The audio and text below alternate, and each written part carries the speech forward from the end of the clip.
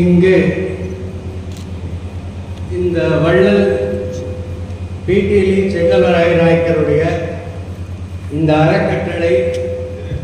அறக்கட்டளையினுடைய நமது சேர்மேன் மற்றும் ட்ரஸ்டிகள் அனைவருக்கும் எனது வணக்கம்.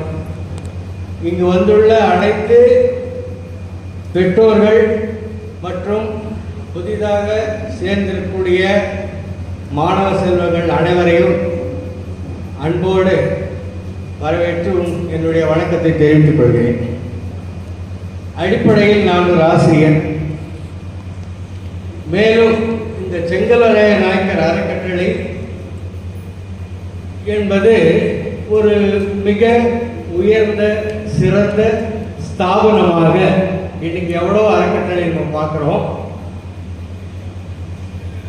எல்லாருக்குமே தெரிஞ்சிருக்கோம் அந்த அறக்கட்டளையில் என்ன நடக்குதுன்ட்டு. ஆனால் என்ன சொல்லுவாங்க, ஒரு வெள்ளை புத்தகமாக ஓப்பன் புக் அப்படின்னு சொல்லக்கூடிய ஒரு அறக்கட்டளை என்றால் அது வள்ளல் பிடிலி செங்கல்வராய நாயக்கர் அறக்கட்டளை. இதை நான் அனுபவபூர்வமாக கூறுகிறேன். ஏன்னா என்னுடைய பையன் இப்போ இங்கே ஃபர்ஸ்ட் இயர் பிடெக் ஏஐடிஎஸ் சேர்ந்திருக்கான். அது சேர்ந்ததற்கு காரணம் செங்கல்வராய நாயக்கர் அறக்கட்டளை பள்ளியில் 2 ஆண்டுகள் அங்கே படித்ததின் விளைவு. அதுக்கு முன்னாடி வேறொரு பள்ளியில் படிச்சிருந்தான். இங்கே சேர்ப்பதற்கு காரணம் இந்த தொண்டு நிறுவனத்துடைய அனைத்து விதமான நிகழ்ச்சிகள் எனக்கு பிடிச்சிருந்தது. மற்றும் அவர்கள் எப்படி எடுத்து செல்றாங்க அப்படின்றத பார்க்கும்போது எனக்கே மெய் செலுத்துச்சு. ஐயா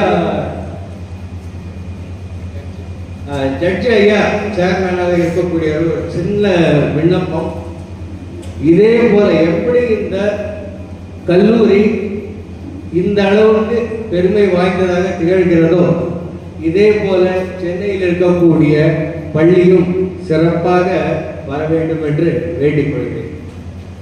அது உங்களுடைய முயற்சியினால் அது சிறப்புற வேண்டும். இன்னைக்கு அந்த பள்ளி நான் நிறைய பேசியிருக்கேன். அந்த பள்ளியினுடைய நிர்வாகி பேர் எனக்கு சரியா ஞாபகம் இல்லை. அவர்கிட்ட நிறைய சஜஷன் சொல்லியிருக்கேன். ஏன்னா ஒரு ஆசிரியர்ன்ற முறையில் என்னன்றது எனக்கு தெரிய வந்திருக்கு.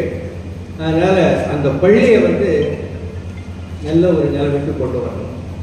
அதுக்கடுத்து இப்பொழுது மாணவர்களிடையே ஒரு பெரிய மேனியா, அது என்ன மேனியானா ஒரு நோய், மனநோய் இப்போ வந்துடுச்சு.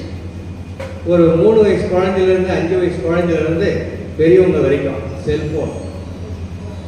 இன்னைக்கு அந்த செல்ஃபோனை வச்சுக்கிட்டு நானே இப்போ நிறைய பேர் அப்சர்வ் பண்ணியிருக்கேன். ஃபர்ஸ்ட் இயர் மாணவர்கள் ஒரு 3 மணி நேரமாக கேம் தான் விளையாடிட்டு இருக்காங்க.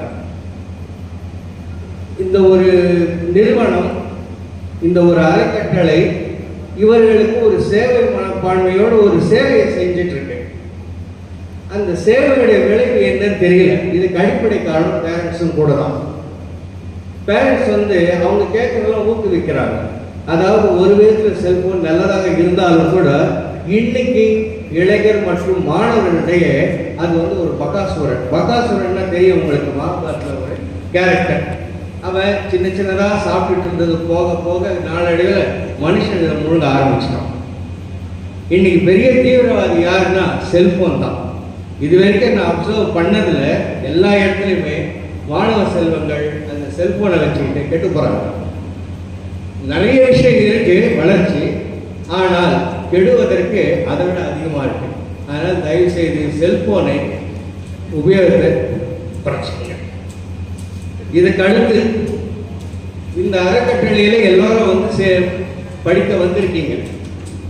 அடிப்படையா இந்த அறக்கட்டளை இந்த குறிப்பாக இந்த இன்ஜினியரிங் காலேஜ் இருக்கக்கூடிய இடம் ஒரு மகானுடைய எல்லைக்கு உட்பட்ட ஒரு இடமாக இருக்கிறது. அதனால்தான் இந்த காலேஜ் பெரிய அளவில் முன்னேறி வந்திருக்கிறது. மகான்ல யாருன்னு நம்மளுக்கு தெரியுமா? காஞ்சி சங்கராச்சாரியா, மகா பெரியவர், அதை நிறுவிய ஆதிசங்கரன். இவர்களுடைய மண்ணில் இவர்களுடைய பார்டர் ஜூரிஸ்டிக்ஷனில் நாம் இருக்கிறோம். மாதா பிதா குரு தெய்வம். பெற்றோர்கள் என்ன விரும்புகிறாங்க? பசங்க நல்லா படிக்கணும். அப்போ நீங்கள் செய்ய வேண்டிய நன்றி கடன் என்ன? அவங்க இப்போ இந்த இன்ஸ்டிடியூஷனில் வந்திருக்கவங்க எல்லாமே நடுத்தர வர்க்கமும் கீழுள்ள நடுத்தர மக்கள். அவங்க பெரிய கனவு வச்சுட்டு இருக்காங்க. ஒவ்வொரு பேரண்ட்ஸும் தன்னுடைய பிள்ளைகள் வந்து இந்த மாதிரி வரணும்ட்டு. அப்படி வரணும் அப்படின்னா எந்த மாதிரியான இன்ஸ்டிடியூஷன்? எஸ்ஆர்எம்ல போக முடியுமா? பிடெக் ஏஐடிஎஸ்க்கு 4 வருஷம் படிக்கிறதுக்கு 20 லட்சம் ரூபா, லாயலா இன்ஸ்டிடியூட்ல 16 லட்சம் ரூபா. நம்மளால முடியுமா? முடியாது. ஆனால் மிக எளிய உங்களுக்காக வள்ளல் நமக்கு விட்டு சென்றதை அவரை விட பெரிய வள்ளலாக இப்பொழுது நமது ட்ரஸ்டிகள் இருந்து கொண்டு இதை நடத்திக்கிட்டு இருக்காங்க. இந்த மாதிரி ஒரு மிக குறைந்த அளவில் அனைத்து கோர்ஸ்களையும் நமக்கு கொடுத்துருக்காங்கன்னா அது நாம் பெற்ற வரம். அதனால இதை பேரண்ட்ஸ் வந்து பசங்களுக்கு நல்லபடியாக சொல்லி ஊக்கம் கொடுக்கணும். இது பேரண்ட்ஸுடைய கடமை. அதுக்கடுத்து குரு, மாதா, பிதா